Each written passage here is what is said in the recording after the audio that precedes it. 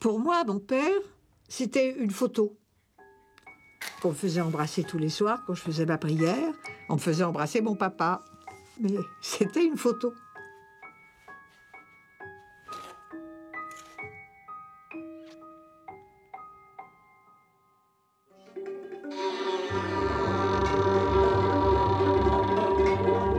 Moi, tu sais, le russe, je le parle mal parce que j'ai pas été à l'école russe. J'ai été à l'école roumaine.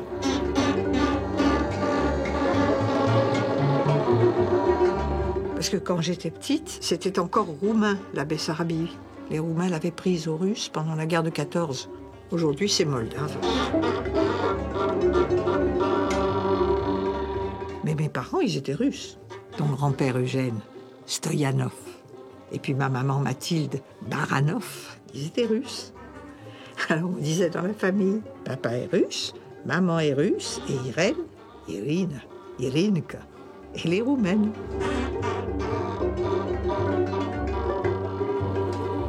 Quand je suis née, ton grand-père était déjà parti en France. Il était à l'école d'architecture boulevard Raspail.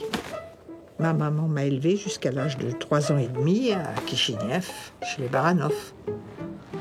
Alors qu'est-ce que je pourrais te raconter de mon enfance, moi ? Je me souviens par exemple quand la photo a été prise. Il faisait très froid. Ma maman m'avait bien débarbouillée, elle m'avait mis mes habits du dimanche et elle m'avait emmenée chez le photographe. Il y avait une grande rue à traverser et je voyais au loin une voiture qui arrivait, une voiture automobile. C'était tout à fait exceptionnel à l'époque, en 20 et quelques. Et moi, qui avais, je sais pas, 2 ans et demi, j'avais peur de ce monstre.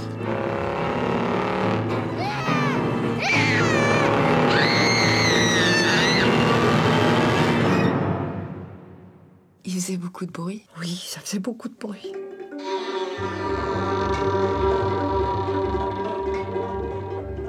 Voilà encore ton grand-père Eugène, en élève aspirant. Tu sais qu'il a été blessé pendant la guerre et qu'il a été décoré de l'ordre de Saint-Georges. Il t'a raconté cette époque?